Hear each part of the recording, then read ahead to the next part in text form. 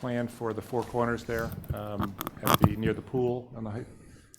I seem to remember that was something that's been before. You might recall a couple of summers back, the town did enter into a design. VHB, who's the designer of record for 3 roundabouts that we were progressing on the same track, knowing that each one would be implemented separately, but to progress each one of them through at least conceptual preliminary design.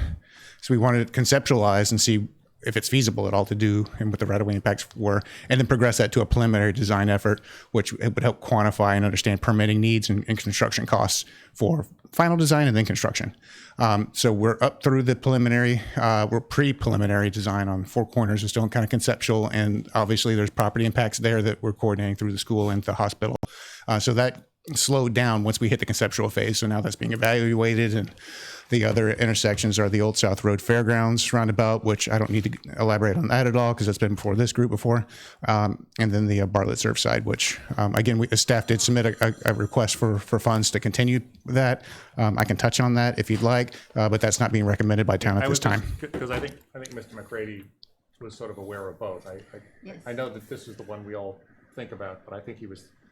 Anything his within article 1,000 would anything within 1,000 feet block of a both school. of them, I guess. So he lives on, I'm forgetting the name of the street, West York Lane.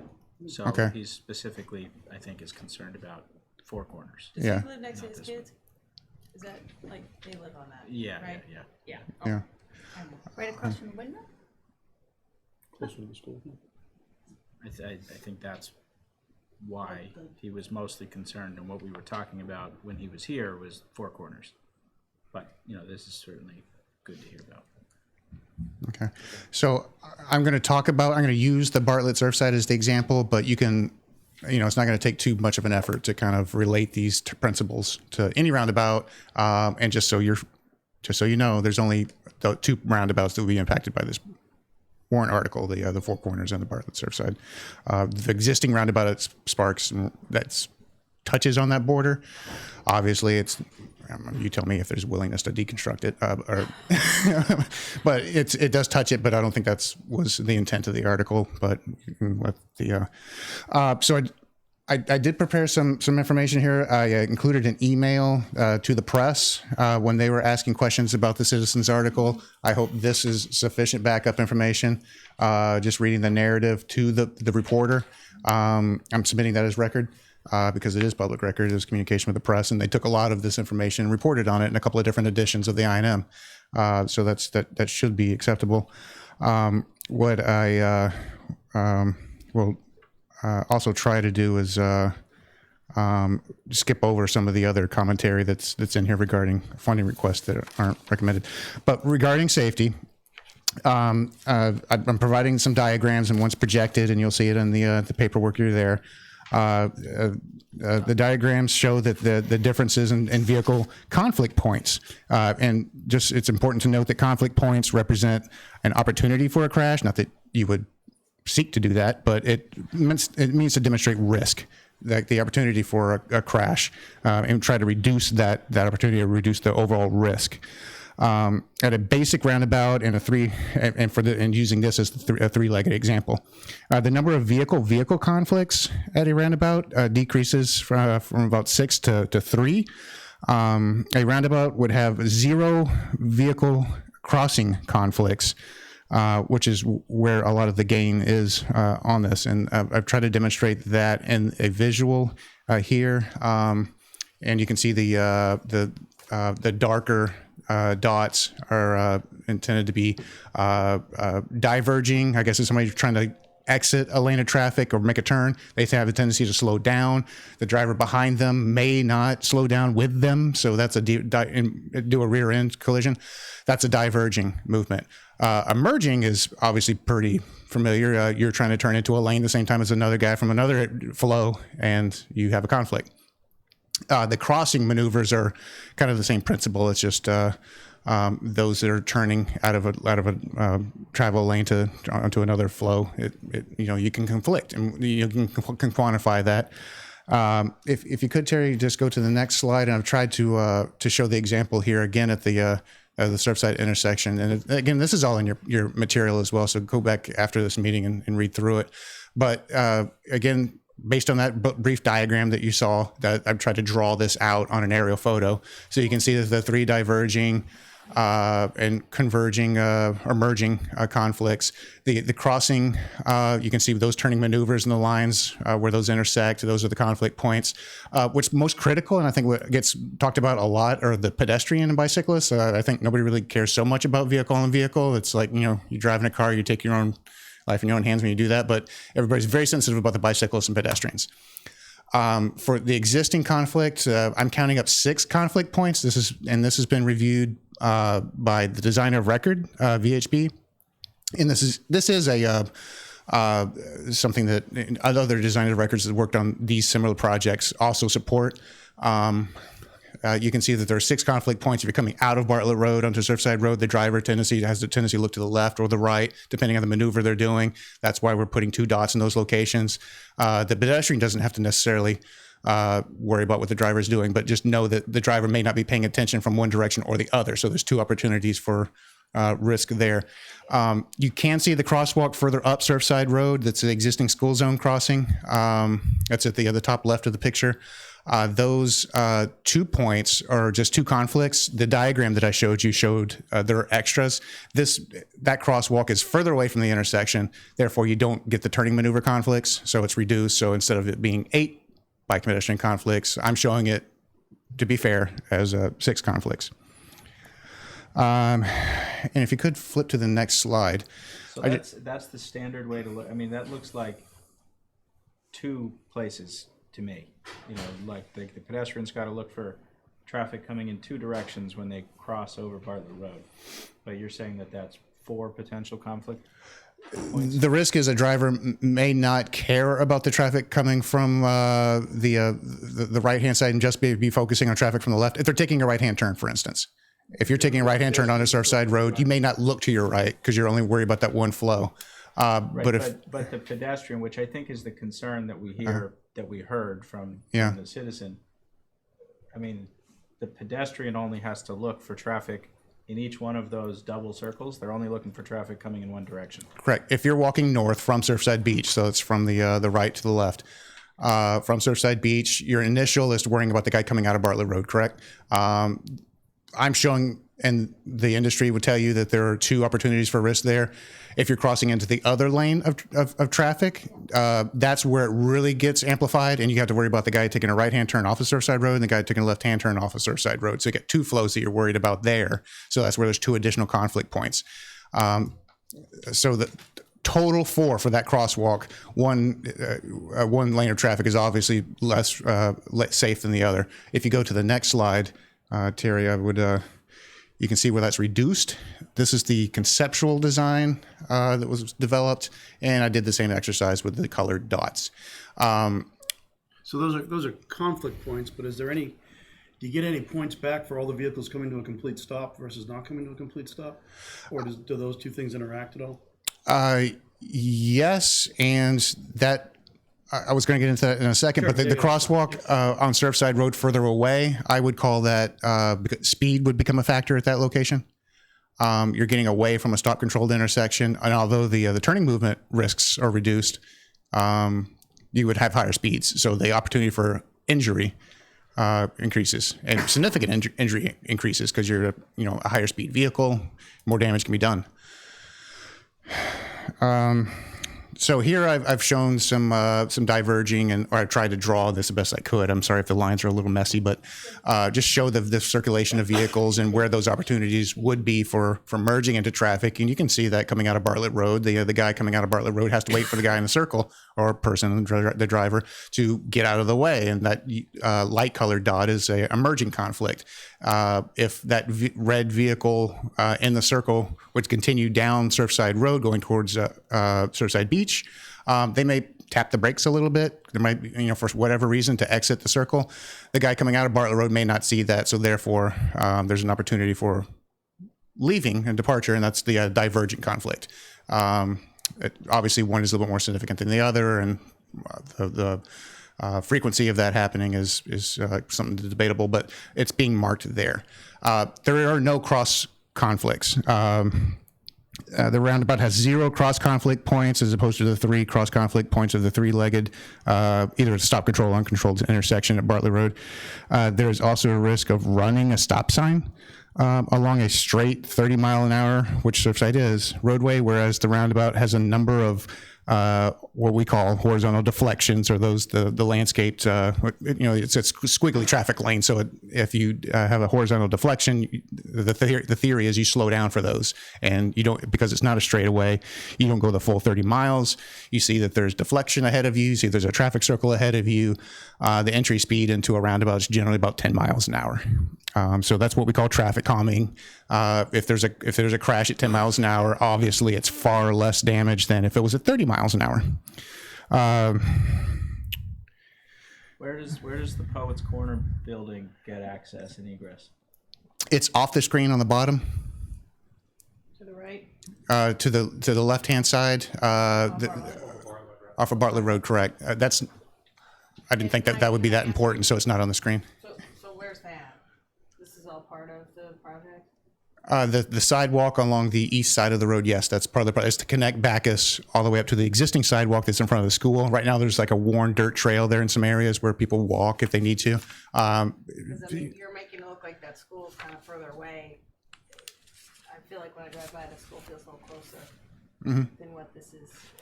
But maybe it's just there's so much shrubbery. Perspective. Yeah. Yeah, I don't. Couple questions. Sure. Mike, about this intersection now where, the town has put the stop signs in response to the various article we had last year. Very familiar with that property. What's the, And I don't know whether as the traffic expert and you have reports from the police, I mean, how is that working? Has it helped, hurt?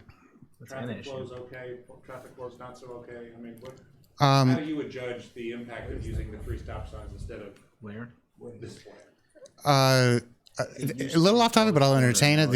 I obviously the roundabout for every single reason is the superior choice to a stop controlled intersection. Other than construction costs, obviously this is much more expensive than a few signs.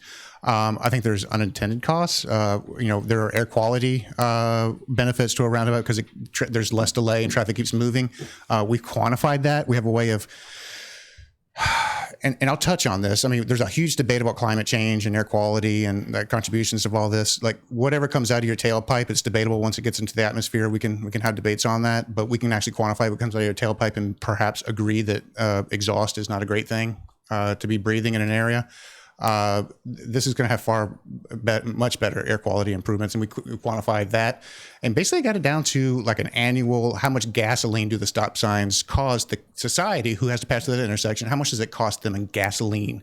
And it's it can be like 500 gallons, which if this is $4 a gallon, it's $2,000 a year for society. It's pennies, right? It's less than pennies, but anyway, we can quantify the cost on this. I'll concede that. What about the other aspect that Mr. McGrady was concerned about, of course, is pedestrians, and this intersection is not unlike the Milestone Road rotary, is a tough intersection for a lot of bicycle traffic.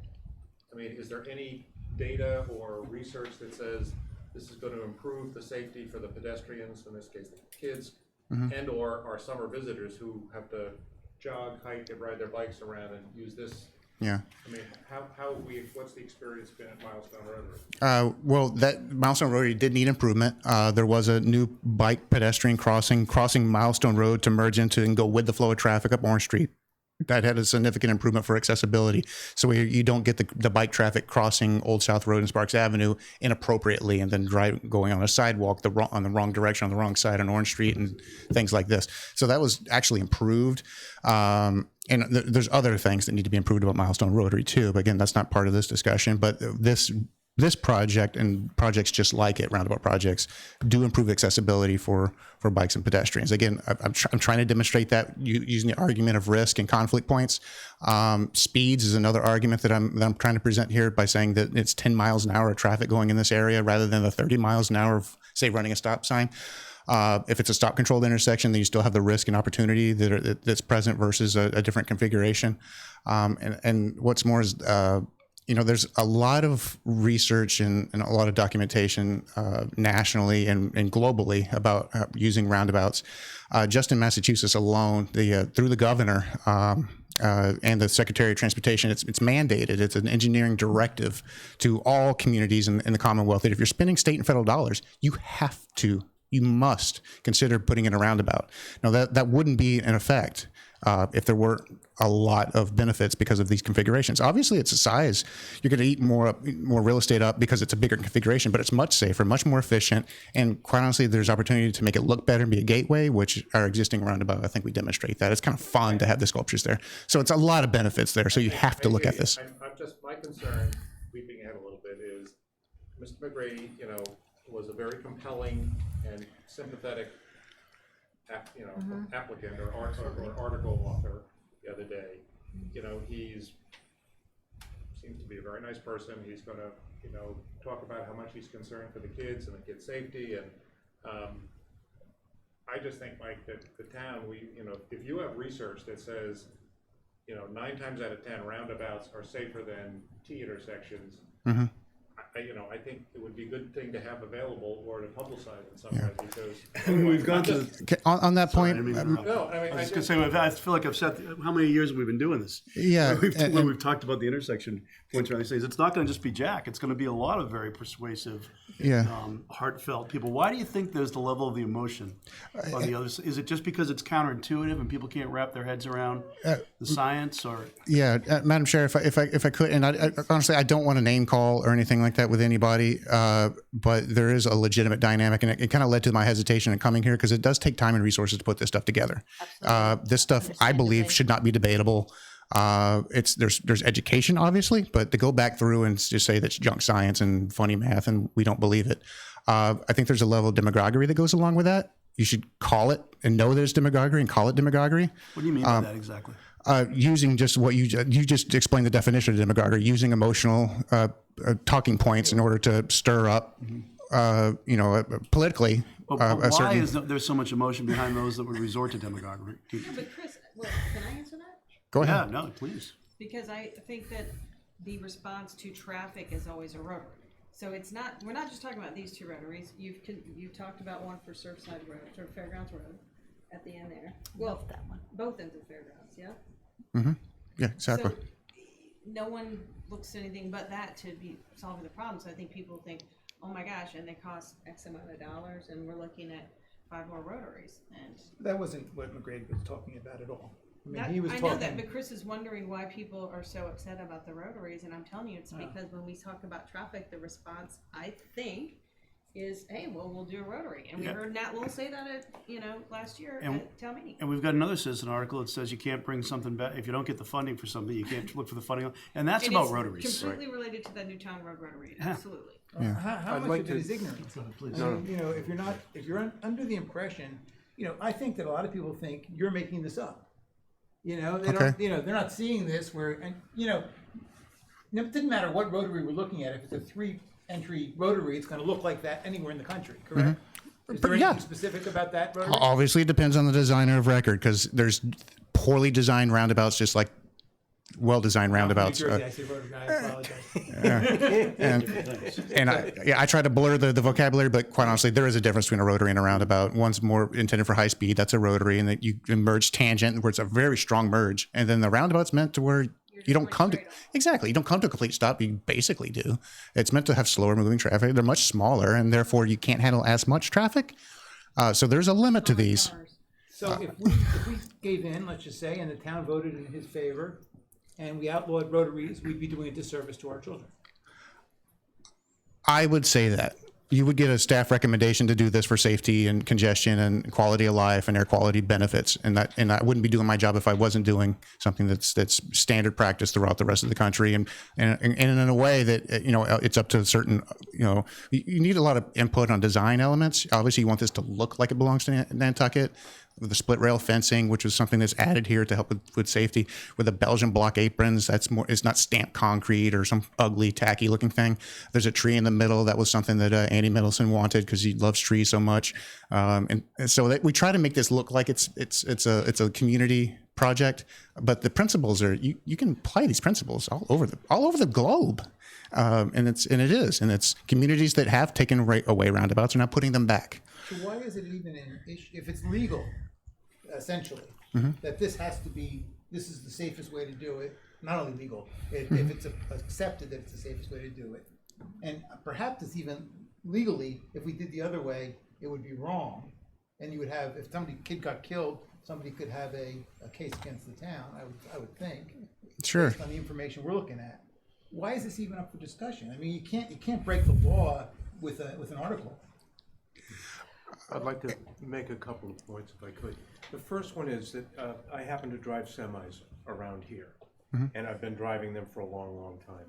And it seems to me that a substantial amount of the frustration that drivers feel is not due to the truck traffic, but although that warrants its own concern, it's the endless numbers of examples of really bad decisions by drivers and by pedestrians.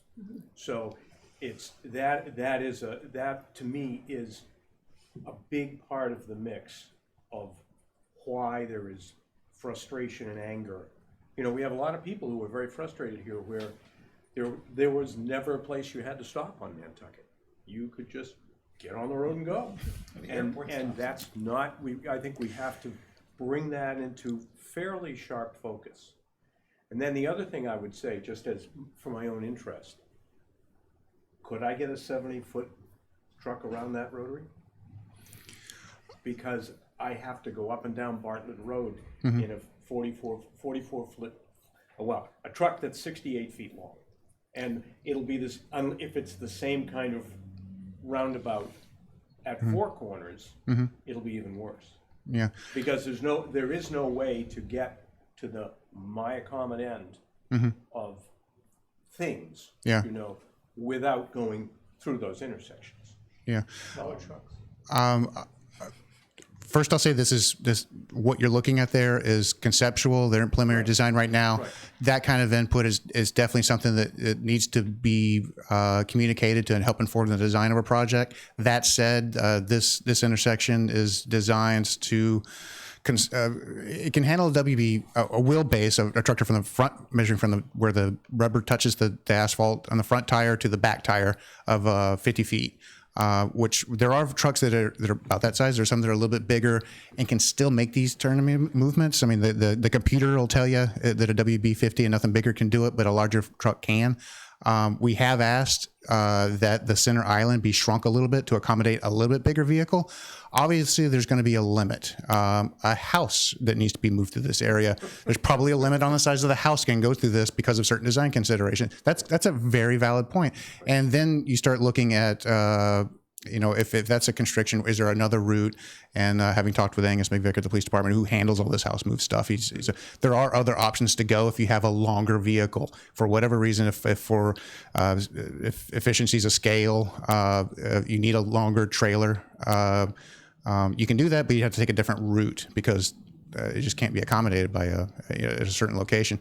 But this could accommodate a 50 right now. It could accommodate perhaps up to a 60, 67 wheelbase by shrinking the center island a little bit. We've asked the engineer to take a look at that. And honestly, that comes down to a decision of the select board, whether they actually want to accommodate a 70 or 75. Where is that limit to where you start saying, okay, this location is not appropriate for this outlier of a vehicle? That's just not appropriate for this area. You would never drive something like that through downtown, obviously. Manhattan in New York, that you cannot have anything larger than a WP50 in Manhattan just because, for obvious reasons, they can't make a lot of those turns. So it is prohibited from going into Manhattan with anything larger than a WP50. Those kind of decisions need to be made for certain areas of the island. Like I said, you'd never send an 18-wheeler or a 63 Federal Street to Main Street to Center Street. They'd never do that just because it would just wipe everything out. I have one other question. It's just it occurred to me.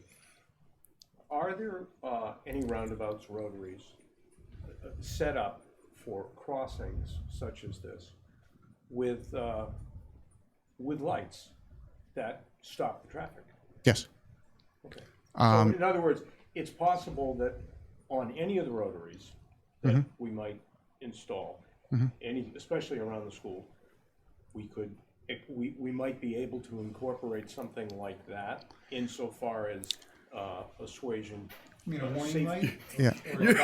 You're gonna get the votes by suggesting stop light. No, you're gonna, I'm suggesting You say a lot. somebody hits a button, Yeah. it all stops.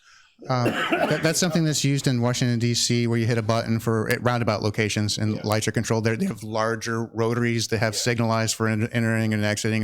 You've seen these if you I've guys seen travel. them in Washington. I think that would be kind of.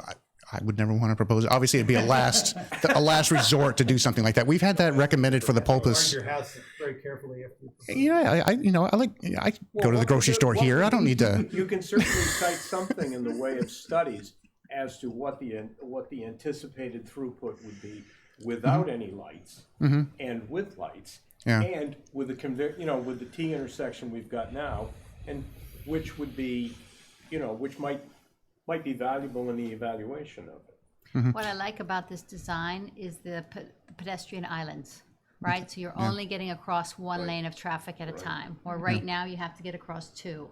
And particularly on Bartlett Road, where cars are coming from either direction, turning into Bartlett Road. And typically, they're trying to make the turn kind of quickly because they're trying to get out of the way, or they're trying to not take their turn. Thank you very much. Yeah. Moving on. So that, I think, is, I particularly like the island in the middle. I mean, I just think that's a great safety, not in the middle, but with the crossings, where the crossings are. So I only have to go across one lane of traffic at a time. Yeah. And my risk becomes less. Can I expand on that just to give a little more detail to what Please. I agree with you 100%. We actually sized that refuge area to where if you're on a bicycle, I mean, there's 8 feet between the edges of those. So the warning panels you can get a bicycle to actually be there. Yeah. And so that was some of the design thought that went into that. Just make it even more. Obviously, the one in Sparks Avenue doesn't have that, and that's a lot of point of fair criticism. This would have that. But, sorry, did this, when school gets out, which is what Mr. McGrady's worried about, and when school starts, is the crossing guard gonna stand there and then they can come all the way across it? The operation that's Massachusetts doesn't have this, but they're trying to get this. They're working on a best practice for roundabouts. I found Florida DOT crosswalk best practices guidance on this to treat this essentially like a landscape median of a roadway. The crossing guard would stand on whatever point. If it's morning arrival, they would stand on the south side of the intersection on the Bartlett Road path side. Stand there, walk with the placard, stop plaque. You know what I'm trying to say? Sign. Walk to the median island, and then stand in the median island with the children. They've already stopped that coming out of Bartlett Road, and then wait for whatever traffic to recognize coming into Bartlett Road, and then the children can continue on crossing. Same operation for Surfside Road. Some folks entering the roundabout, they would walk over, stop traffic in that lane, stand in the middle island, wait for traffic exiting the roundabout to stop, and then walk the children over. But don't you think that makes the island, like, how many kids can you get in the island? If you've already stopped the traffic entering the roundabout, you have from the path in the crosswalk to the center island, that whole area for children to queue. It's you before you wait until the traffic exiting the roundabout to stop, and then you can continue on. So you have plenty of queue space, and I would argue this would be a safer configuration. What's not really appreciated so much is your point of view if you're driving. The point of view of looking at the crosswalk, you're going to be the driver's going to be perpendicular to the crosswalk, looking straight ahead and see all of this operation taking place. To whereas now, if Terry, I'd almost ask you to go back to the previous slide. The driver coming up Surfside Road, taking a left-hand turn, you have to look over your shoulder to see anybody in the crosswalk coming up from the beach. It's a very bad point of view, and it's up to the driver to be diligent about looking at that. If there's not a school operation, if a bicyclist is coming up that stretch and you're one of these bicyclists who don't think that they need to stop at a stop sign, flying through that's I would call that a recipe for disaster. It's just harder. It's not saying that somebody's going to hit somebody. It's one of these things where you just stop short and hopefully nothing happens, but it's risk. Whereas on the roundabout, if you go to the next slide for me, Terry, I'd appreciate it. Terry, could you go to the next slide for me, please? Thanks. Forward, please. Back one, please. And we'll get there. There we go. If you're taking that left-hand turn onto Bartlett Road, you can see how you come around the circle, and you see it so much better. It's so much easier to see that, and not only that, but the bicyclist is having to go around a curve. They're slowing down. They're not going full bore, especially if you're one of these people like me who are on an e-bike going 15 miles an hour. But why do you even have to have that one on Surfside Road there? Why can't that just be further up the road? I don't follow. Why does it have to be near the roundabout there, that crossing? Because it feeds into the island and you have refuge in the island. No, but I mean, why do you have to have it at all? I understand this one, you've gotta get across. Which Bartlett. one, Jill? Could you stand up and point out? Jill, I'm sorry. Jill wants to know why it can't be where it is now, Yeah, further away from the exactly. I rotary. mean, why even, Oh, I have why that even one right build there. this? Oh, yeah. Yeah. Is it because they ramped up too fast and you wanna get them to slow down? You gotta build it anyway. earlier? Is that all the virtues that the island provides, the refuge that the island provides. And again, that was a comment that we made to our designer, VHB. None of the engineers at DOT or VHB were comfortable with keeping that crosswalk at the existing location because that's a higher speed area and you don't have the refuge benefits. It's just a safer location where it's being proposed.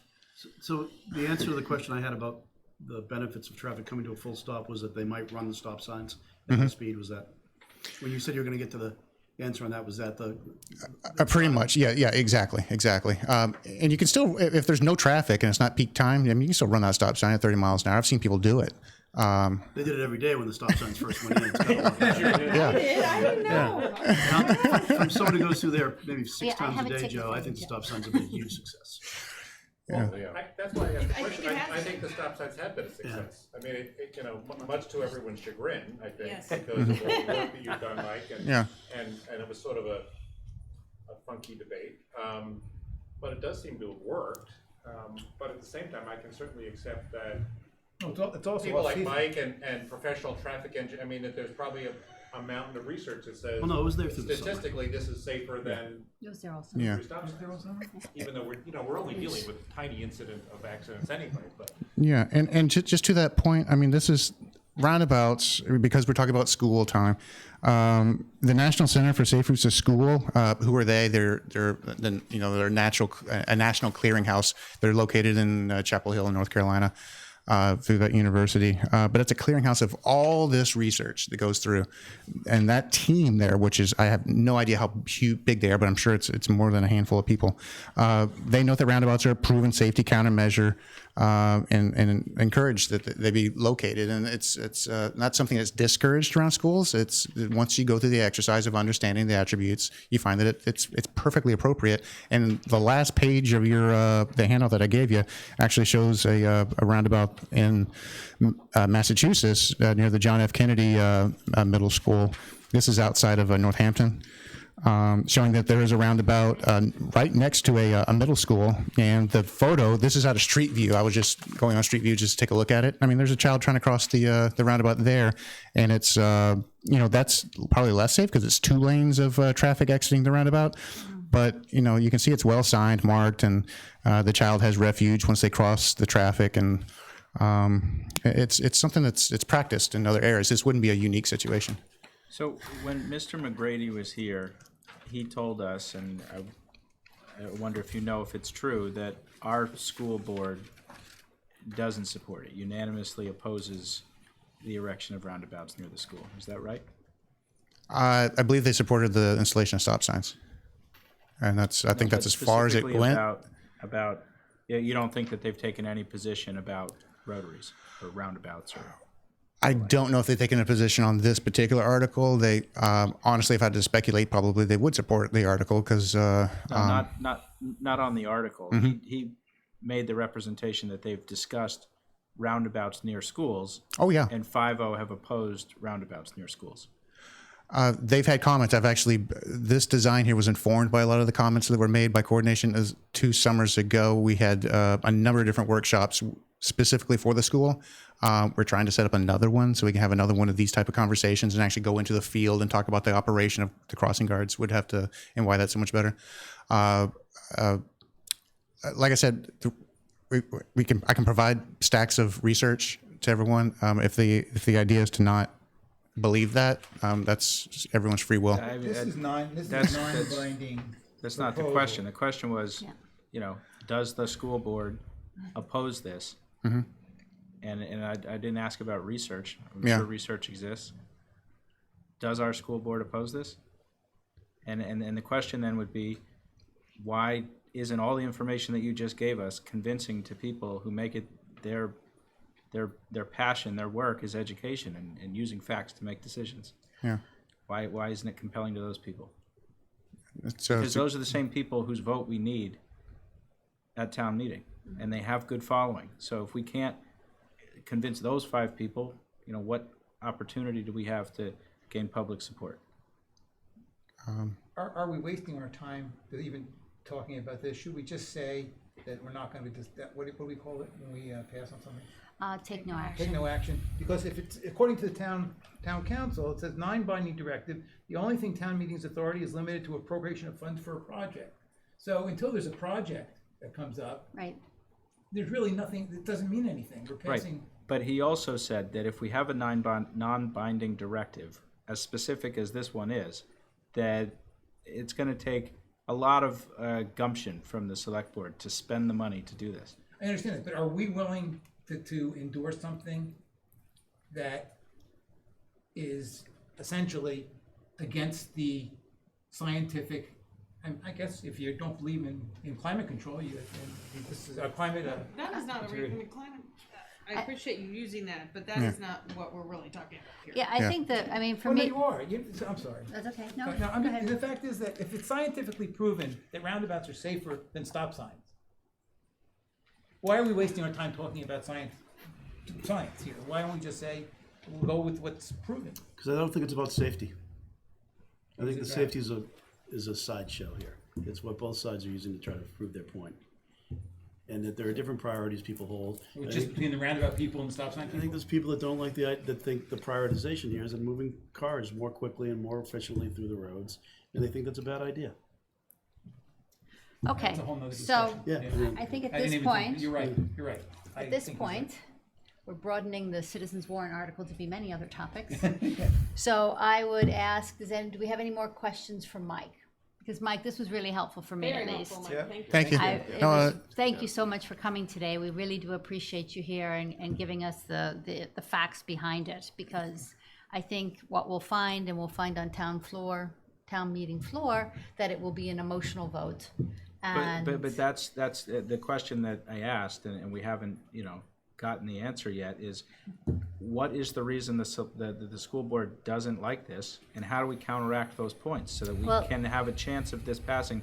If it's the thing that's gonna make people safer, then how are we gonna convince people that this is the thing to do? Well, also, and let me remind you, they did do the exercise at Newtown Road. I know it wasn't at the school, but that didn't help. People, you know, they voted that down even though they had a chance to. It was 12 votes, though. And it really wasn't. At fair. Fairgrounds in Old South. I love that. I I wanted them to leave the plywood.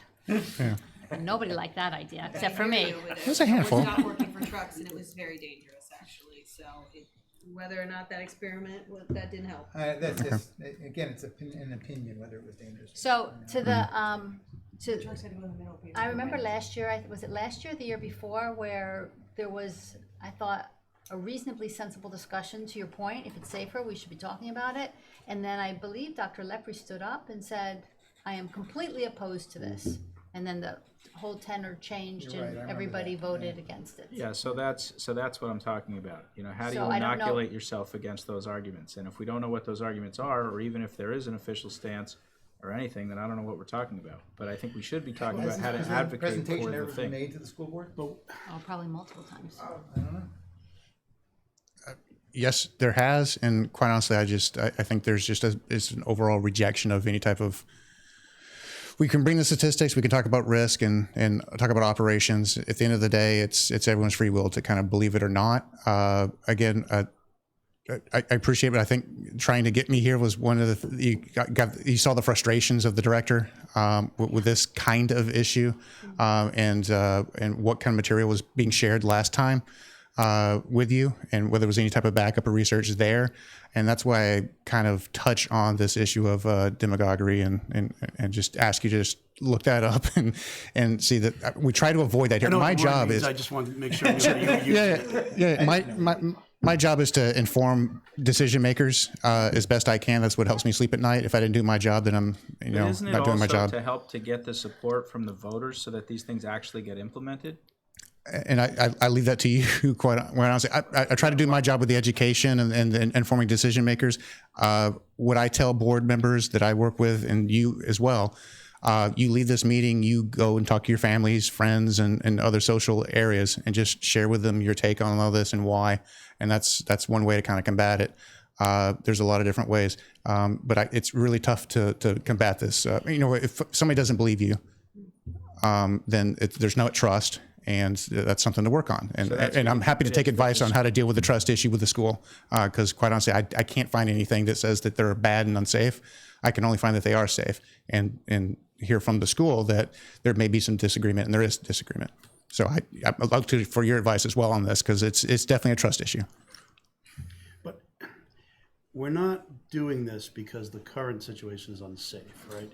The point of putting the roundabout in is not that anybody looks at the current intersection and says, we need to do this because it's unsafe currently. Is it? What we're discussing is that it would be prohibited from ever doing it within 1,000 feet of a school. So that's what we're discussing. We're discussing the citizens warrant article. So it's not a question. We are, although we just had a big conversation about that it's incumbent upon us to push through a certain solution because by proving the science that it's safer. No, I'm saying, that's not what I was saying. I was saying, can we vote against science? And vote in favor of something that I don't think is as safe?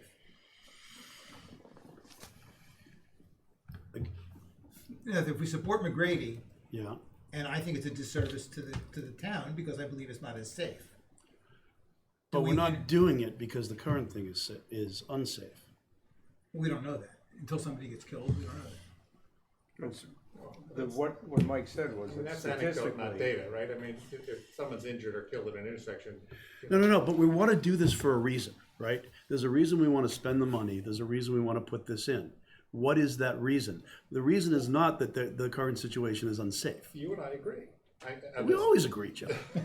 No, Right? So therefore, what is the reason? And that's where the heart of the debate lies. But are we arguing about the money to put in a roundabout? No. No, the reason is because the town and traffic engineers, all due respect to Mike, have said that this will improve traffic flow at an intersection that is bulky and complicated due to both a three-way intersection and high pedestrian and bicycle crossing on Bartlett Road. And so this is a solution that you've worked on. The governor and the secretary say this as well. Right, and this is not a criticism of your work. Not at all. I think your outreach has been great on this. You've done a lot of work on this, but, I think what you're getting at is what the political reality is. Some people say, why are we spending all this money to improve traffic flow? I mean, just leave it the way it is. There is a big group of people on this island who think it's fine. In fact, I think there's a lot of people who think that the 3 stop signs work just great. And then we end up having this big bitter debate over safety when it's not about safety at all. well, it's not only about safety. I think that's the point, Chris.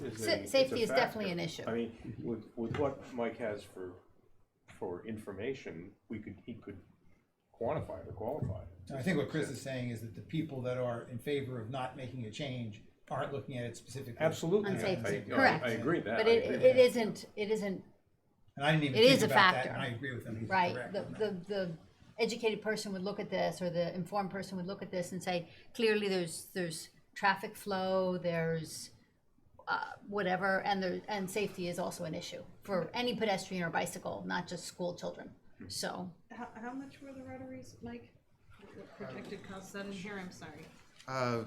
It's always going up, but I think the latest figure for this particular intersection is right about $3 million, and we are seeking federal state funds for the construction, but all the permitting costs that we need, and we still need about I think it's $250,000 No, but- to finish up the permitting part of it. exactly. Yeah. You just gotta remember that they're talking about 4th. You can't just isolate this. You can. Peter. Now you're entirely wrong. No, If the we're going to article vote, you're is going to about vote the one. against the next 3. because of this one? I mean, it's No, Peter, the article is about these two, actually, because they're both within 1,000 feet of school, so it's about two. I'm just saying politically on the floor, people are just, one rotary means 4 more to them. but it's not outlawing rotaries. It's outlawing a rotary within 1,000 feet of the school. It doesn't have any effect on those I other understand, three. but the costs are like, I just think all I'm saying, I'm just making a point that to the voter, I think the point you're if making they is you're endorsing what Chris said in terms of traffic flow. No, what I'm saying is, if they've endorsed one and it's 3 million, which probably means it's 6 at the end of the project, maybe more, then it's true, then they're endorsing another one and another one and another one, that adds up to, They're not You know. endorsing anything here. All they're doing is saying that at some point down the road, it would be possible to put in a rotary within 1,000 square feet, 1,000 feet of the school. That is the letter of what this warrant article is, but it's also in the context of a second warrant article, which is, it doesn't even really apply to anything right now because there's no project, no capital projects that's been shot down twice in a row. But the point of that article is to prevent an article for a rotary from coming back multiple times. There's a perception that that's happened, which is not based in reality. But nonetheless, we have 2 articles that are saying, stop talking about rotaries. And last year, we had another one that said, let's try a stop sign so we don't have to talk about rotaries. Right. So, there is a larger conversation going on. But that's not Exactly. what we're voting on. We're not voting on anything right now. Yeah, right now we're not. So here's what I'd like to do. Any other questions for Mike? No. Thank you, Mike. so much. Thanks, Mike. We do have an NPC meeting here at 6. It's all right. I'll just eavesdrop until. Sure. Please do. Please do. This, as you can see, this is a fascinating meeting. And we are thrilled that we finally have public here, and that's you, Mike. We said when Mike comes in, let's kind of make it, a little wild. Exciting. Yeah, exactly. So let's go back to the article, the citizens warrant article, because I'd like to start clearing some of these. We have, as you saw, we got the deck from the town today. There are 120-ish. I lost count on about page 50. So we have to start getting through some of these and start ruling on them. Otherwise, we will be here on March 2nd until midnight. And as much as I really enjoy my time with all of you, that might be too much in one night for me. So let's talk about, can we reach a consensus on this one? Because I don't believe we're going to have any new information coming in that would change how we would want to vote. So do I have a motion from anyone as to what we'd like to do? Or do we need to discuss it some more? I make a motion to take no action. My second. All in favor? We usually have discussion after. Oh, yeah. motion, little- Now, yes, on that, we can discuss, correct. So I open the floor for discussion. Well, yeah, I mean, I'm still always sort of mystified by the gray area of no action and a negative motion. And I still stand by that we should just take no action. We should not have negative motions. We should just take no action if we don't want to make a positive motion. So I don't know what that means, take no action necessarily. I guess I would say in terms of a blanket application like this that's hanging its hat on safety, that I would recommend against and not just take no action. So Because a if the- motion not to adopt Yeah. is what you would recommend? Yes. Okay, But again, I just put that out there for discussion because I'm not sure I still firmly understand the practical difference of the two. Okay, well, because, okay, to make sure I understand, a motion not to adopt on this would be opposing McGrady's article, correct? Yes. correct. And a motion against would be opposing it as well, but the reason I endorsed That's the not to adopt. not to adopt, because I thought we'd have a difficult time getting people to say no. Well, as a practical matter, it's going to get called either way. Yeah, no. And it's going to get rephrased as a positive motion, and then it'll either get voted through or not, right? So I'm sorry, I didn't mean to be muddying the Correct. waters No, with no, that. that's- no, but that's to the fine. degree that we That's wavered why on this we're- road of no action versus meaning something a little lighter than a motion to not adopt, I guess I lean towards the motion to not adopt in this form based on this argument of a blanket statement around schools without sort of trying to wade into the broader issue of other issues around rotaries and whether they're good or not. So you would suggest, if I can paraphrase to make sure I'm understanding, you would suggest that the FinCon comment that would accompany a motion not to adopt would be, the reason we're not making a motion not to adopt is not in respect of safety of school children, it's in respect of this article as written is frankly not clear enough to us at this time to warrant having its adoption without understanding that there could be true benefits to having, I'm doing this very badly off the top of my head, I'm trying to, basically you want to say, we're not going to adopt it because frankly it's not clear enough to us that roundabouts wouldn't actually be safer for children.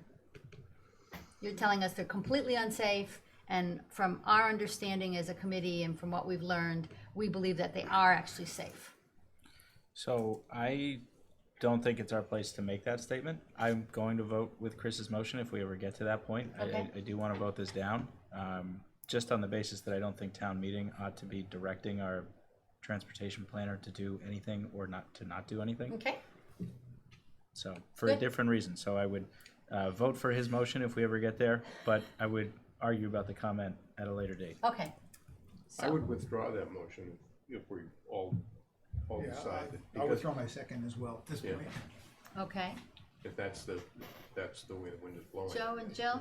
No, I I think don't it feel makes super sense. strongly about it, but I just No, put it but out there for it's, discussion. I think it's a responsible. Yeah, vote. I mean, I have to say, last year with the stop signs, for the same reason as you, I feel that Mike is here to do a job, or not picking on Mike specifically, but we have a traffic Right. expert that Right, works go for to the the town. MP and EDC meetings and, convince those people not to talk about these things, or to think about Yeah. alternatives. It's not for town meeting. So, Joe, Jill? I can support not to adopt. This is tough for me. What happened with the stop sign last year? When did you all voted to take no action on that? It's a good question. I'm gonna I get don't the- remember, but I think it was, We didn't support it. We didn't support It was it? either You take no didn't action support it, but I or don't again, or we remember which voted one. not to adopt. We don't- And town meeting just ran us over. because there was no stop sign. And that'll happen again this year. That will I happen didn't mean again to this make year. that a pun, but it did. You did, you did. I just personally don't want us to look like this is where it's just hard for me, and I'm being honest. Yeah, please. I don't want our committee to look like we're endorsing roundabouts either. So I don't feel like that's right either way, because like Steven said, I mean, that's really for the transportation. Well, it seems that we can write a comment on this that, basically phrases our deliberations and our conclusion around the appropriateness of town meeting sort of micromanaging traffic regulations and a blanket. All right, I'm not gonna vote for that. Well, you don't have to vote. I mean, I'm just opining about the comment. No, I'm just telling you that I'm not comfortable with that direction comment-wise for when we get to it, but, you can put a pin in that for later. Okay, so can we get, sorry. No, okay. No, go right ahead. Feel free. I'm just gonna say, maybe we just move to a motion so we can, Let's- although the rest of the meeting will be boring for Mike, we can move on to other things. Oh, no, we're gonna talk about Parks and Rec next. It'll be just as exciting. So, We could say that, we just don't believe that we should be overriding what town management has said at this point unless there's other information that we don't know about. okay, so Can I let's say go that's back to the, factual? let's go back to the motion first. And I don't like that comment. It's really about, this isn't the venue to be having this discussion. And so to say forever on into the future, don't put something within 1,000 1,000 linear feet of the school, it's just not the right thing to do. You don't know, if there's going to be a need, an absolute need for a rotary or a roundabout there in the future, and all these people could change their mind, but now it's going to take a much greater effort to get one. Oh, Yeah, can I this- ask one more question? Of Bartlett course. Road, when that got acquired, yes? You mean the Poets Corner Yeah, piece? Yeah, Yeah. so that was 2013. I wasn't here then. Did they say that was for a rotary in the future? yeah. Yeah. So at some point it was understood and approved. It was understood at that time. It was understood when we sold that building, or excuse me, bought that building, and I Yeah. think we traded it. Yeah, it's been understood for a long time that the plan was for this. still don't know where this driveway goes, because I think it's gotta be right there. I hope it's further back than that. It's getting very close to the camp. It can't be further back than that, because the property line, can we go back to the other one? On the driveway. Yeah, whatever. That driveway does move, it does come away from Surfside Road. but Yeah, if yeah, I can put definitely. the trees there a little bit, so, anyway, it's a rendering, and it can't be hooked up on the driveway anyway, so. Quick, everybody in your car, we're gonna go look at it. That's a good idea. Can, can we hold this over for a site visit like the HTC does? No. Good. That's the one thing I can be very decisive about tonight, no. Well, I think we're gonna be agreed on the motion, but I think we're never gonna get there on the comment, because I think we're all voting for different reasons. No, we'll let you write the Okay, comment. yeah. You won't vote for what I Okay, write, first, Joe. George, I have to ask you, are you interested in withdrawing your motion? I am, yes. And are you withdrawing your second? Okay, thank you. Now, who's making the motion, Chris? Give Chris the honors. Sure. Make the motion. I move that, what's the? Not to adopt. Not to adopt. Not to adopt. Second. All in favor? Aye. Thank you. Do you want to say? Oh, thank you, Terry. Any opposed? You can be opposed. No. No, I. And you'll make a note that maybe we'll argue about a note to accompany it at some point. Yeah, down the I'm line. looking forward to And I that. do want to vote on that. Yeah, I that's think the right I comment. think it's important that we Denise get, probably is gonna have to stand up, and I think it's really important that we do say. I think it's important that It's we not are in saying that alignment. we're for or against roundabouts. Yeah. I think it's important that we're in alignment on the comment. I agree. It's just too hot button right now. Okay, thank you. Good. Now, What article was that? that was Article G, but I don't know what it is in the new numbering sequence. What I really wanted to know is where's the 3 feet for the passing the bike around? Okay, do they make the? I'm just kidding. You want to hit the bike. Oh, it's 67. If you wanna know. 67? Oh, thank you. It's still G in Denise land. I haven't gotten far enough to redo them. Okay. Maria Zoda's Article C. What number is that then? C. So, does everyone remember? That is Okay. now 38. Okay, thank you. C, okay. She just sent it to That it was Article 38. Yes. It's interesting, this is another one. That's Zoda's article. If you think So about what it, was the number for the The last one that we just spoke about was 67. 67? Okay, that's the 23rd. All right, perfect. Okay, we're off to C now, and just I'm as an sorry. aside, if you think about it, this is again another one that's overriding town management. People that we've hired to run the town have made a decision to have the DPW run. Agreed, run and, the- and my objection's the same. Yeah, You know, have that discussion at the select board meeting. You know, Pretty soon we won't even have to have these town meetings. that wouldn't be a bad idea. That's a different committee. I'm reacting to them. That's not my preference. I don't take as narrow a view of the appropriateness of citizen articles as some of my colleagues do. Okay, so getting back to reestablishing a Parks and Rec department. Now, I'm sorry, I'm squinting, but I forgot my reading glasses. So it's a non-binding directive first, and it doesn't appropriate money. So it becomes, if it was to be passed, it would still have to come to special town meeting for appropriation, I believe. Is that correct? I'm looking to. No, I thought select board just had to do it to find the money, approve it. No, That's what he said. No. They have, seeks to appropriate money, but it doesn't say where the money comes from, is the issue with it. no, she talks about where other money is being spent, but you're right. Yeah. Yeah, okay. In any case, I mean, I'm not convinced, well, I actually, let me rephrase that. I think the town could do a better job caring for the Parks and Rec, but I'm not convinced that for the parks that we have, but I'm not convinced that the solution is creating anew the Parks and Rec department. And I agree with Stephen that citizens' articles to go in and sort of micromanage the structure of the town aren't always the best idea, so. I look at it also as from a funding perspective and the tougher conversations we're having around health and human services and the ambulance And if I, with limited resources, if the town is going to find money, I think some of these trade-offs are pretty tough, obviously. And given my choice between, and I'm just using the ambulance as an example, but if I'm given the choice between the ambulance with a dire need and someone to make sure the parks are up and running as well as they should be.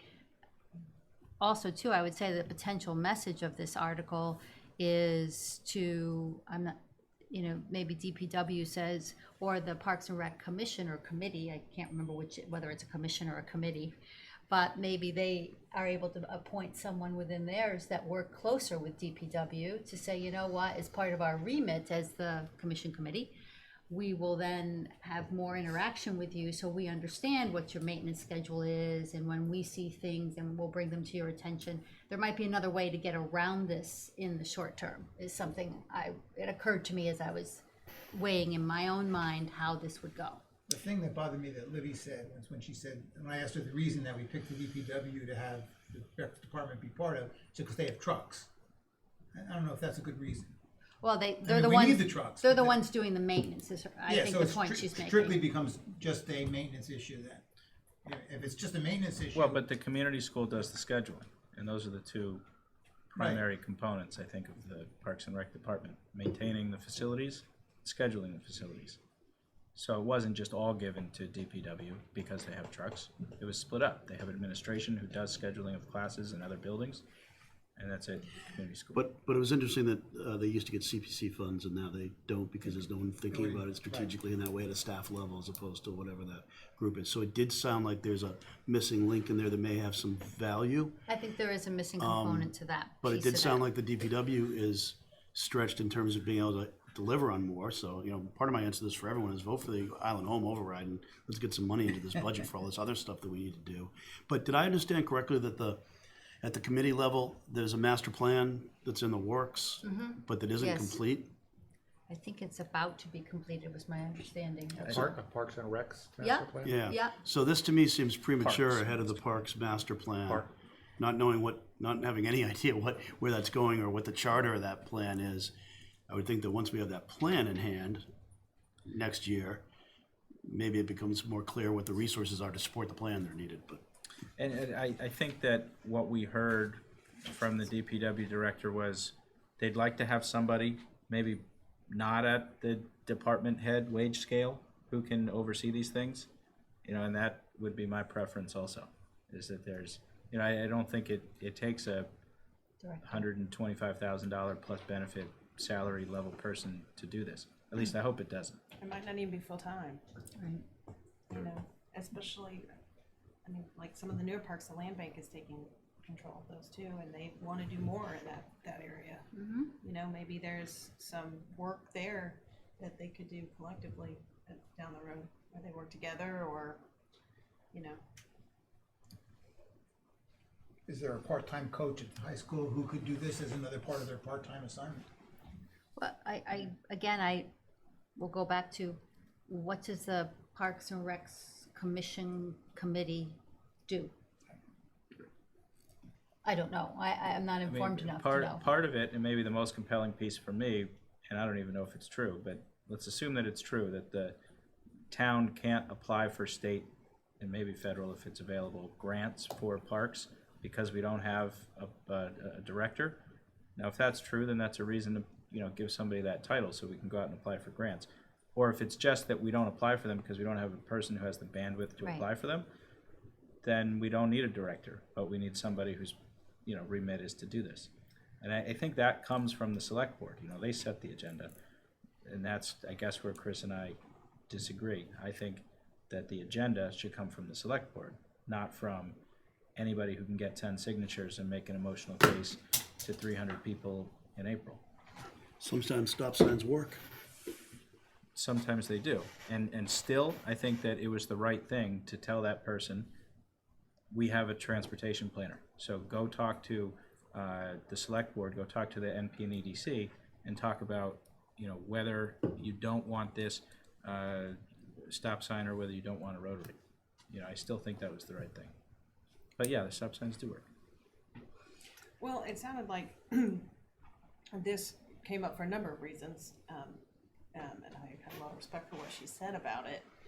But it does seem like what happened at the No Deer Fields has been a bit of a, that's what I'm looking for.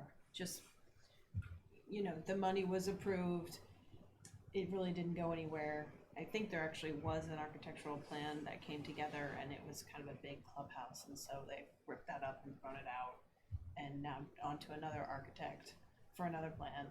And it, they probably don't have somebody to chase all that. There's a lot in that. So I can see we're having someone to make sure the things that, the town is expecting to get be done, but in this instance, feel Well, like maybe it feels once we premature. have the plan, and if it does come under DPW, then that's the person who's responsible for enacting or for Yeah, and carrying maybe out that that's not their plan. title. Maybe their title is broader.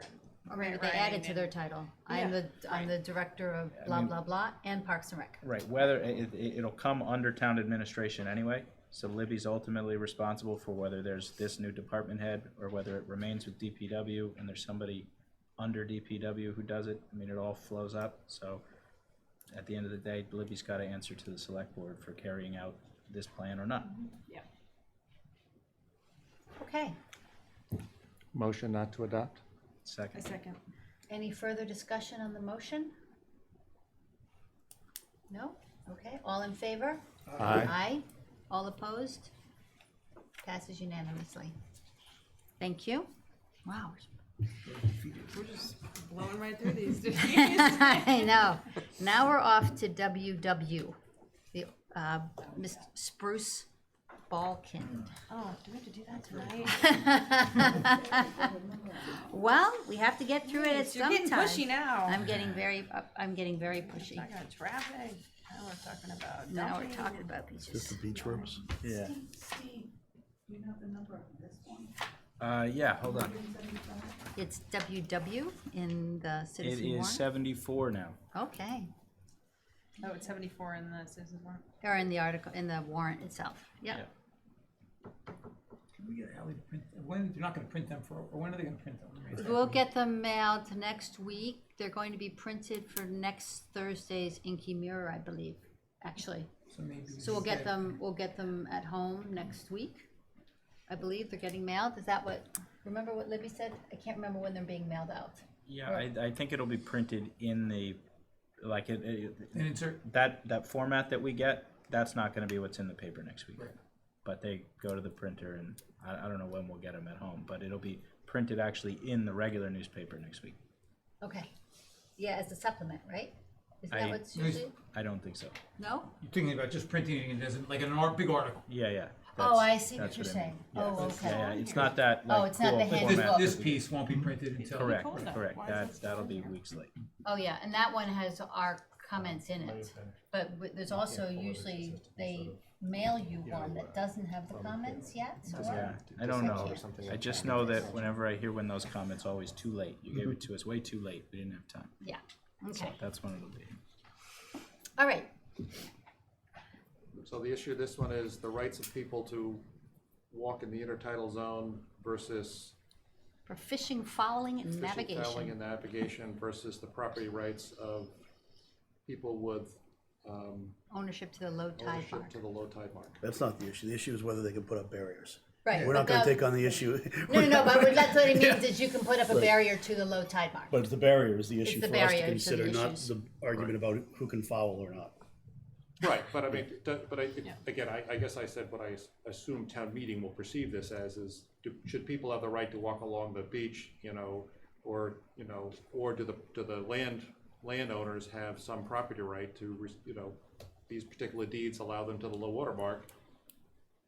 Is that something that should be upheld, or should what I would assume is the broader view of people should be able to walk along the beach? No, they're really not allowed to walk along the beach. Right, but that's Right. not an issue. It's the perception of I Okay. ought to be allowed, not am I legally Right. given that right. And therefore, as a landowner, can I physically prohibit them? That's what we're discussing. Correct? It is. I mean, that's except- what the article Except the says. picture of these things is also, it's one thin rubbery wire rope. You know, we're not actually talking about prohibiting But anybody didn't from somebody doing say that anything. there's someplace else, maybe Macbeth or somewhere, where there was more substantial barrier? I think it was Joanna. I don't know where it was, but yeah. No, I think it was Joanna. She was saying there's Saying- places where you physically could not get Yeah. around Yes, the but barriers. I think what she's talking about, I looked into that actually. I think what she's talking about, those people have a permit from Concom to do that. Okay. Did you make a road trip out to those two, Jill? No, but I knew what she was talking It was for about, and I erosion or checked, something, and right? it's for erosion, Yeah, so yeah, yeah. I think. in Jill those- is our roving road check person. I hope you have a good fouling piece that you carry when you doing this. She's taking photos and, you know, The fishing rod over her shoulder. she's I feel like the law is already saying that you're not supposed to put a barrier up, and so I really don't want to take this a step further to pick on a particular homeowner or two or three. So I'm uncomfortable with that. I respect that they're trying to get homeowners to respect the rights of people. I thought the revised one was to put. So Peter McKeegan had sent me a note about this, which I can read if I squint. Once again, I would request that we do not approve as the Chapter 91 of the Commonwealth is in place to protect the owner of the land. Numbers is too. Well, I'm sorry. 74. I'm sorry. Can you read that? Because I forgot my reading He glasses. said, once again, I would request that we not approve as the Chapter 91 of the Commonwealth is in place to protect the owner of land landward of the high tide mark. Chapter 66 of the Town of Nantucket Code is great for land that is owned by the Town of Nantucket. Okay. So he's saying that this It's already- proposes to amend Chapter 66, which is great for town land, but not for other land. And it's kind of in line with what Jill just Because, said. because the state law holds on the private land, so we shouldn't get involved. Can you explain that for the less quick of you, like me? What does that mean? I think what he's saying is that the state law is very clear about what can and can't be done in this intertidal zone. Chapter 66 has to do with the rights to access town-owned land. And although it could be interpreted to apply to private land, that wasn't its purpose. So it's best not to add this language, which might conflict with Chapter 91 for some properties. So just leave it unspoken in Chapter 66 of the Town Code, because Chapter 91 of Mass General Laws already addresses this. That you can walk between you can fish foul and whatever between the high water and the low water mark. Oh, that's not what all he's saying is you can't put up a block. He's not saying anything about whether you can walk or not walk. I mean, that's already done. He's just saying you can't put up a rope or a fence or anything. Who is saying, the proponent or? Spruce, Yeah. the proponent. Spruce. And so I'm unclear on Peter's comment relative to that. My understanding of Peter's comment was there's laws already in place. Not about barriers, there's laws about the usage, like what Joe was saying, but there's not laws saying you can or cannot put up the barrier. And this is really about people Right, putting exactly. up the barrier on their own property, which you might think is legal, except that it, in a way, hampering use that other people, and a sort of easement that people have to that property for certain uses. So I don't think we're talking apples and apples. Okay. Yeah, well, they want to change the words. Let me just see if I can.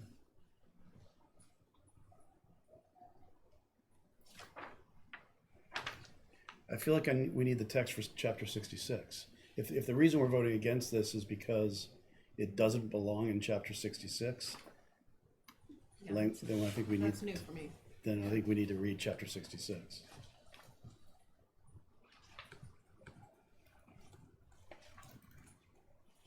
Yeah, they sent the revised one, but they didn't send the old one. Can you find it? Yeah. Stephen will find it for us. Chapter 66. And I'm not. I think he wants to leave it exactly the way it is, but add the following. No person shall, without a valid permit, place any obstruction, including, for example, but not limited to fencing, rope lines, or other barrier of any kind that has the effect of prohibiting individuals from accessing the beach below the mean high water mark for the use of fishing, fouling, and navigation rights protected by Chapter 91. So basically, he's saying you can't block it. That's basically what he's saying. Everything else remains the same.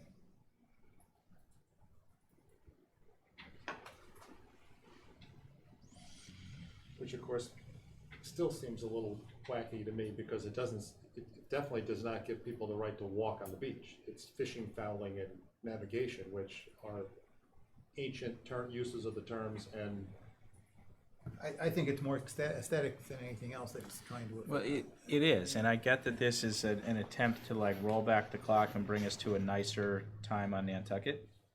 But that nicer time didn't need a bylaw. Like, you could just talk to your neighbor and you could work it out. So the reason that barrier went up, such that it is a barrier, that thing, that with a note that maybe in not so nice words said, stop being a nuisance on my property. You know, that the reason he had to put it up was because people weren't being the way they had been for decades when he didn't have that Terry barrier. told us from her experience. Yeah. So I don't know Well, that they you put can that public legislate they- back the good old feeling in Nantucket. They put that public parking lot next to his property, and then that changed, you know, then people started going there, and that's been in recent years. Yeah. So I think that's what happened. I personally don't like his sign, it says no trespassing, I don't really know what that means. Cause I don't think that's a fair sign for him to say either. Signs have nothing to But- do with this. No, I know, I'm just saying he is trying to deter people, but when he put the barrier up and he appeared before the select board, you know, he's taken that down since then, so I feel like, again, I'm uncomfortable with articles that really pick on one homeowner, but I don't, I'd like to have Peter explain what he means. I feel like I don't understand his comment. Okay, he won't be back until, let me look. Now you're making me squint again. He's gone until the 2nd of February. So I guess we can do this a couple different ways. We can wait till We he's can, there back. could be a motion to not adopt this. I'll probably be in the minority voting against it, and if that's the way it rolls for the efficiency of time, or I would need to learn more about Peter's, get more understanding of Peter's point to convince me to vote. We will, Can somebody read that again to us? which, Peter's note. I can't see it. It's right here. Once again, I would request that we not approve as the Chapter 91 of the Commonwealth is in place to protect the owner of landward of the high tide mark. Chapter 6 of the TON. Landward of the high tide mark. Yeah. Right, so the issue here is that these owners have owned the property so long that their rights go all the way to the low tide mark. So that's why we're talking about the intertidal zone only. Everybody understands that from the high tide mark landward, this is the exclusive Right of the landowner. Right of the Yeah, landowner. I'm with you on that. Yeah. And in theory, if the article passes, Dr. whatever his name is, White, would have to shorten the route from the low water mark to the high water mark, but he could still have a barrier on his property down to the high water mark. No, yeah, down to the high water mark. Down Right. to the high water mark. Yeah. And I don't know how all these well, he has distances. 3 posts now, you can walk between them. Yeah. There's 3 posts now, looks like about the low water, the high water, or one in the middle with this no trespassing. But this doesn't just apply to people who have deeded down to the low water mark. This applies to everyone. Yes, this would Right. apply to But everyone. why would you put a barrier if you didn't, on land you didn't own? Keep If you're a more recent deed and you only go Okay, to I the see high what you're water saying. mark. that would you're not already, good, but why- that would al- you'd be, well, you would do it for the same reason, but it would just already be illegal, I guess is what you're saying. so I'm sort of confused. Is the leaning of the group to support this article or we oppose it? I just, from all of our conversation, I can't tell. I thought, I don't particularly, I'm not sure which way I vote. I don't know, I guess I would support it. I mean, is there that much importance? Is it really keeping people off his property by having that rope there? Well, And which next time can become a fence? Well, I think to Jill's point, he is the face of this at this point, and we should think about it for all the properties that could potentially do this. So are we looking at it from all the properties' perspective who could put up obstructions, and therefore this would stop that? Rather than just saying, well, in this one case. No, I think we're thinking. So I is that how we're I do viewing think it? we need to look at the larger context. We don't know how many properties we might be talking about. Okay, And I don't think that this is a fight that we want to start, because if other landowners, if this one or other landowners feel like they're being picked on and they need to assert their rights now or forever lose them, then they might put up fences that they didn't intend to put up now before we did this. Okay, I think it's an interesting point, and you raised that before, and it's given me a lot to consider. I do acknowledge that's an interesting point. I lean towards being as aggressive as we can on protecting as much openness as we can through any interpretation we have around the beaches. So I guess for me, I've thought about it's a risk I'd take, but. So if it's understood and town council represents that this person, according to state law, maybe even if we pass this local bylaw, state law says that he's got the right down to the low tide mark and he can put up a fence irrespective of what we do here, because state law trumps local bylaw. Now what have we done? I mean, what was the purpose of this exercise? It puts an enormous burden on enforcement if we were to support this. Not that I like the idea of being banned from a beach or any of that stuff, but Peter's point is well taken. It's that's the overriding statute, and I think it takes more than one vocal complaint about something like this to put the board in a position for making this kind of decision. You know, I'm not familiar with this property, but everybody seems to agree on the fact that there were a dozen or so citations for people doing something that they shouldn't have been doing on the property. Otherwise, there wouldn't have been citations issued. Right. You know, that seems to be the issue more than the fence or the not the fence, because when he was called before the select board, he rectified the situation. He changed whatever the blockage was. He took a sign down, whatever he I had to think the do. ropes are down. I don't think the ropes are. They are. Yeah. Jill knows, she was there. I didn't go on his property though. I didn't want him to. You weren't come fishing, on me, fouling, or but- navigating?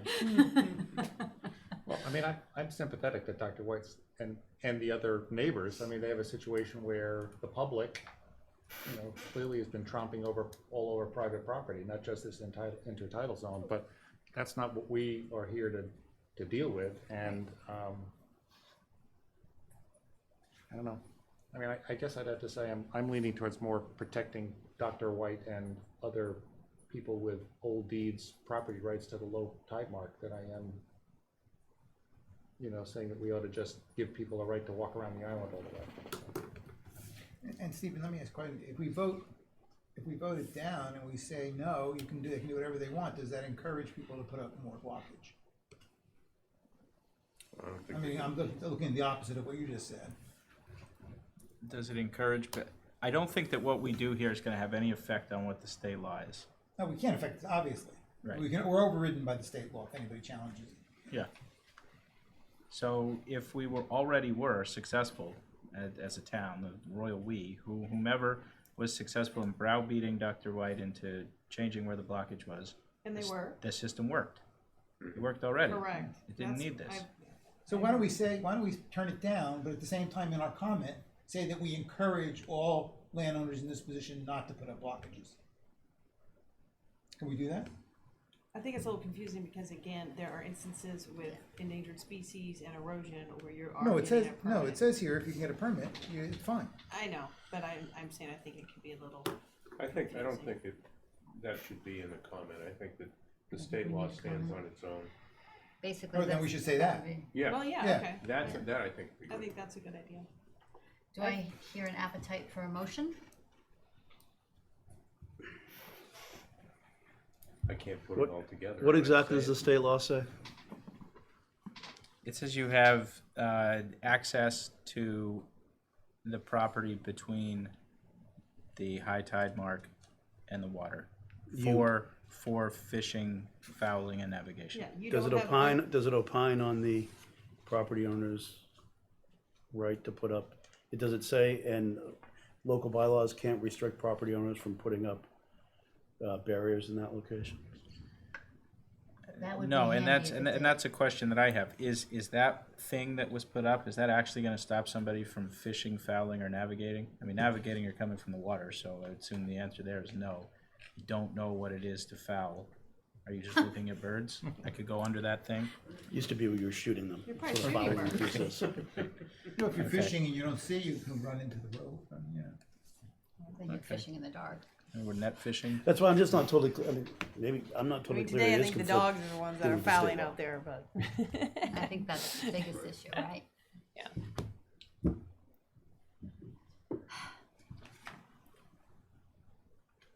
Okay, So, I mean, a motion not to adopt is to is to, say don't adopt Is it. to leave the bylaw as it is. okay. I'll make a motion not to adopt. I second that. All, any further discussion on the motion? Look at that, I'm learning every minute here. There's just be one thing, this is from the Massachusetts Government Office of Coastal Zone Management. Okay, And it says, likewise, in posting signs and taking other steps to identify their private property, coastal landowners should not attempt to discourage the public from using the water's edge to the full extent allowable by law. Should So, not, is not. Yeah, I mean, so there is no legal, thing there. it's not a ringing, But again, that's the water's edge, and we're talking about the 10 to 20 feet beyond that. That's correct. I don't even know what the tidal swing looks like in that area. Are we talking about 4 feet or 40 feet? I don't know. No idea. Down to the water there? It's 40. Right, it's not 40. I mean, it's pretty. better not be 40 at this point. No, even linear 40. Okay, No, I mean, he doesn't have erosion there. we have a motion and we have a second. Further discussion on the motion? No? Okay, all in favor? Aye. Aye. All opposed? Sorry, Opposed. I was an I in there. Okay, you were an aye. I was an I. I was a little late. 4 to but 2. I Okay. want to be recorded Okay. as an I. What is that? I'm opposed. 4-2, Terry, What did you, thank you. Peter and Stephen. No, Peter. Peter. No, Chris. Peter No. and Chris. Peter and Chris. I'm sorry, Yeah. Peter and Chris. You know what we need you to do to sit opposite from Denise so that we can just like, it makes it a little easier. Okay. Good, thank you. Now, guess what? We're not going to do another one tonight. I know, don't beg me, but we're not gonna do another one. I feel like we're banging out the tough ones though. Joe promised us Got- we'd do three. we and got a he said he couple. spoke to you. So then, Talking to each other, keep going. 1, 2, 3. So what we have left on our agenda for tonight is, from my side at least, is as promised, here's a draft of how Sorry. the public forum, Another one? You're good? We're good. is a draft of how the public forum could go. If you wanna just take a minute and look at it, and then please feel free to change what needs to be changed.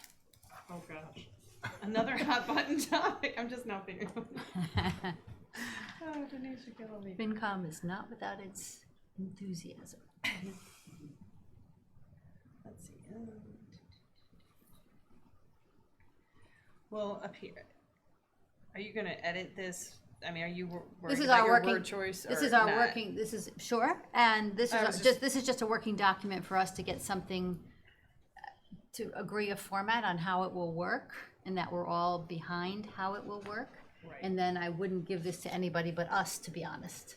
So, Okay. it's, yeah, but any wording changes, please tell me, so. No, I was just gonna say, like you have audience and like at the top you just said to give the voters, but I think we just mean the public at that point. Okay. I Yeah, understand you totally. wanting. Like even people who can't vote Okay. at town meeting, if Okay, they, to give the if they want public? to make the trip Okay. to Nantucket. Yeah, next cause month. I do think there Okay. are We're people gonna that, put wristbands on them? Okay, I'll change audience and sit on the voters to side. public, thank you. it's a small thing. No, but it's important. Thank Whereas you. at the bottom you said the voter calling the article, yes, that's a voter. Steve, has there ever been a case where somebody's sued the town for not being allowed to vote? Landowner? No, I've never heard of it. I wouldn't surprised. imagine they'd have any standing because they can vote somewhere else and you can't vote in 2 locations. I guess that's true, yeah. That was my German husband always points out, taxation without representation, yeah, that's his. I used to like those license plates in DC. Let's not go there, okay? That's a hot button topic. So, okay, so, On the time, you have 5:30 to 8:30, and I think Ally booked That- us the room from 4 to 7. No, it is 5:30 to 8:30. It had to be changed because somebody else was in the room from 4 until 5:30. I thought that was the whole reason we picked that day. I will look at calendars, which I printed off the new one, and then I will show it to you because I can't read it. The font is too small. I mean, not having reading glasses today has been less fun than it could be.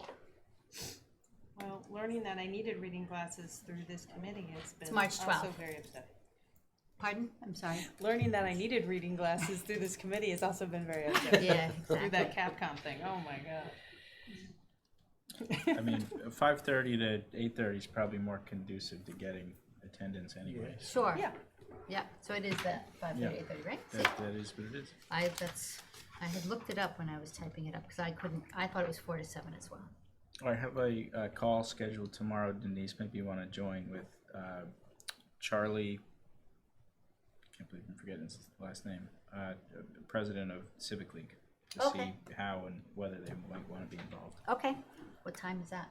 2:00.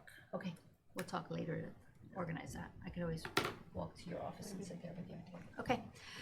Okay, so as you can see, I mean, really it's about transparency, right? It's transparency about how we think about things, which I think is very important in government, as do you all. Welcome everybody. Here's the ground rules for participating. Which ones do you want to talk about? And then they can stand up and chat about it if they feel like it, and if not, then the moderator asks who here would like to talk about it. One of you would raise your hands. We all take turns speaking on things, and we can, I'm sure, identify ahead of time which ones we believe would get asked about, and then open discussion back and forth until it's 10 minutes on one topic, and then we move on. Say, thank you, but after 10 minutes, we need to give everybody else a turn. Now, if there's 3 people in the audience, it can be a half an hour each. So that can be flexible on the day, depending on number of people, but I would try to draw a line under some of the stuff after about 10 minutes, especially if it becomes circular and not going anywhere. If we've already voted on these issues and voiced our opinion, aren't the only people we're gonna get are people who wanna come here to sound off about their own agenda? I hope not. I think you would also maybe get people who go to meet the articles and meet the candidates who, I want to hear more about this, I'm just interested. I think, and that was always my concern, Peter, from the beginning, was that people would come in and say, well, you voted wrong, and this is what I want instead, and we have to say too late, so that's kind of. I hope you're right. Yeah, I mean, if that's all who's in the room and then they're not interested in hearing the other things, then there's no value in it. Right, It's then there's just- no value, but we've tried it. Yeah. I honestly believe we need to try it. I think anything that promotes transparency and. Yeah, we can always stop. Nobody's compelling us to be there. Yeah, we can always, And say, I mean, we're Yeah. not committing This is a waste of time. half of our life here. Right, right. We can always say, you know what, folks, thank you. This was a half an hour. We learned a lesson. Don't need to schedule the next one. Or, no, this was great, and I'm glad it worked out so Take well. one of our and- frozen cookies that we all had in our freezers left Yeah, over. exactly, exactly. Is there any value, I'm just throwing it out there. Yeah.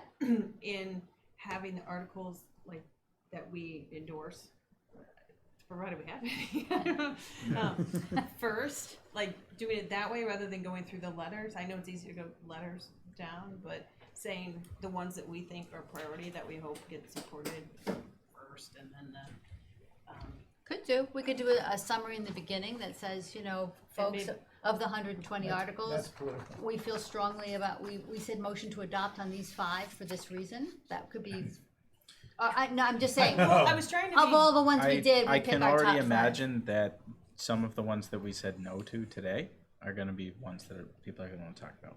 Like, how could yeah. you say no to banning rotaries or restricting rotaries or whatever? yeah, I wasn't saying we wouldn't talk about it. I was saying, did we want to give precedent or preference to the Yeah. ones that we supported? Because I kind of think those might go a little more quickly, because I don't think the people that sponsored those would.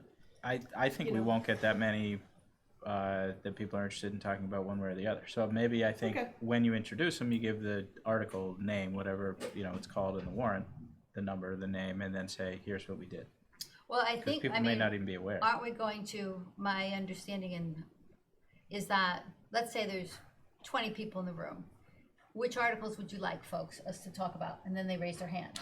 So I thought we'd go I like that. Rather than going through all of them. Oh yeah, I thought we'd go through every one like Sarah does at the And if there's no interest, it's moderator. gonna Oh, be I next see, one. Where and they go, ask- do you want to talk about one? Do you want to talk about two? Do you want to talk about okay. three? I was gonna let them shout out Yeah, I just don't know that everybody's aware of the numbers. the numbers or even Okay. what all's on the agenda at that Okay. point, or the warrant. But I think it should be, to the extent we could make it driven by the public, would be better off.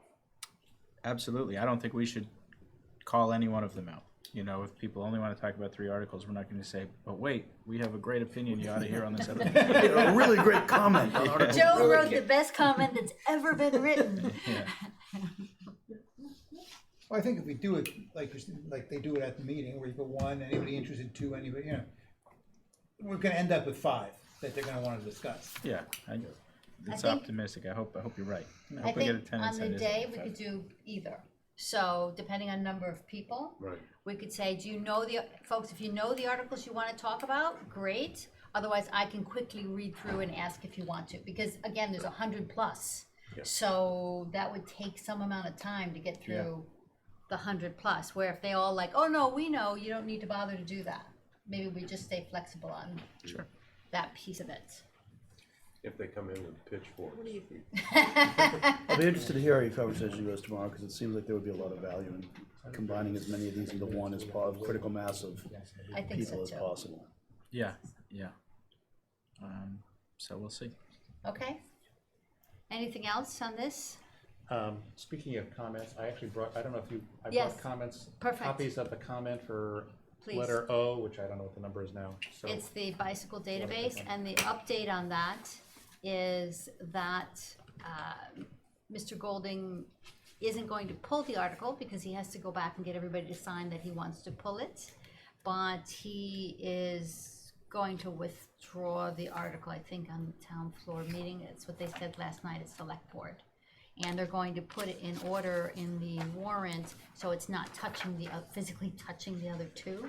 So they're separated, yes. And that, Jason commented last night at select board that the FinCom made an excellent recommendation as to how to handle the database. This is what, oh no, I'm sorry, this is the glyphosate, I'm sorry. I'm talking about I'm talking about the bicycle database. So when I wrote an email back to Ian about the bicycle database, why we said no, and I said, if you were to bring it back, we suggest you do these 3 things, because then that would address the concerns we would have had as a committee, had you had the answers to these things. So the next time you present it, this would be helpful. And Jason remarked on that last night at the select board, that FinCom provided constructive feedback to Mr. Golding, and that was very much on the appreciated. database piece. On the database piece, and then they were happy that we said motion to adopt on the other 2, so. So the 2 that we did move to adopt are now in the 70s, 75 and 76, and then they moved the other one way into the hundreds, Yes. 114. Yeah. So At the end I of, think this is excellent. I hope Joe gets to read it at the forum. I'm sure he will. Well written, sir. Very well written. He has a superpower in comments, I have to say. Very Good. clear. And one last piece on capital, and then we can all go. Brian will on Monday, so Stephen and I met with Libby and Brian and Ally to talk about Capcom and to talk about how we get access to the information and what it needs to be and how, okay? So, and we came up with a workable solution, in my view, which is we got access to the report today. It was published today, so it's already been sent out to all of us on our email, so that's a good thing. Brian will then come and discuss it with us on Monday and Tuesday next week. So after we do Our Island Home, he'll then take us through all the capital planning. Because I had done, this was fun. I don't know if I brought it with me. I've got a copy. So I took the 10-year plan that was printed on the website, and then I reconciled it against the budget data to say there are enough discrepancies compared to what was on the Yeah, budget so to make this me is what's need a in the lot more budget. information from This capital is committee before what I was shown felt in the comfortable last version of the signing off 10-year on this. plan, which was So I published just 3 went years through ago. and did a little reconciliation, because, facts kill opinions here. So, and so with that, Brian will come and talk to us, and then in parallel, I will meet Stephen Welsh for coffee on Saturday, and then Stephen and I will meet Stephen and Kevin at a future date, so chair and Peter- vice chair. Peter Oh, Kaiser. Peter Kaiser, I keep Yep. calling him Kevin. Yep. Yikes. So, Yeah, so hopefully for next year, we can at least be on the same page about how the Capcom and FinCom can work together to have some flow of information before we get the report dumped on our desk. I mean, what's good about what's worked out Capcom's okay, it's not perfect, recommended. obviously, or we wouldn't be in this position to begin with, but I correct. like the fact that we will get to be able to go through this with Brian on Monday and Tuesday before it's presented to Select Board. So whilst we have the joint meeting with Select Board on the Wednesday, we will have at least had enough time to read the report, look through the details, ask the questions we need to ask. And because I made the comments to Libby and Brian, I said, I'm really understanding that this is the way the timing is working, but potentially FinCom could come back after the Select Board has signed it off and say, no, we don't agree with these points, or we need more clarity. So I said, it's out of sequence for what would be an easier way to do this. So it's not to say it's impossible for us to do it in that sequence, but it's not necessary to do it in that sequence. Okay? Is that okay for everyone? That's great. Okay. Good. All right. With that, Did we get the budget for our own home? no, we're supposed to get it today. Okay, it said think it in we the did headline get- that we did, but I don't see it, yeah. Okay. We were supposed to get it today. It says our Highland Home Budget Review, and then there's the stuff that's in here. No, we got a note that said it was coming shortly, so it's either, so we haven't gotten it yet. Is this what? No. So Okay. if we may not, I checked, the last time I checked was 3 o'clock and we hadn't gotten it yet. Okay, so it's not just me. Denise, can you confirm on scheduling that April 6th would be the second day for town meeting if we have The one? Monday, Monday? That Monday, Monday and night, would it be at night? Monday night. Yes. So that's, Yes, if we don't get through everything on the Saturday, it will be Monday night. So that'll be, Did I read the schedule right? We're Monday, Tuesday, Wednesday, Thursday next week? We're, yeah. Yes, we are. The Wednesday is at, That's that's on the also at budget? 4, isn't it? Wednesday, select board. No, it's Oh, 6 so we'll o'clock. come at 6. Wednesday, select board. So, yep. Yes, next week's action packed. But we can start going through the warrant articles and knock off as many of those as we can. Because a lot of them are ones that we're familiar with, so I think we should be able to get through them pretty expeditiously. yeah, we're running about a half an hour of warrant articles. No, yeah, so we'll be done with the warrant sometime in 2022. Yeah, okay. Take a half hour to talk about fencing on the beach, and we'll approve $106 million at about 30 seconds. Okay, then, I'm going to close the meeting at this point. Do I have a motion, anything else before I ask for a motion to adjourn? motion adjourned. Second. All in favor? Thank you very much, everyone. Thank you. Thanks for the show, it's great.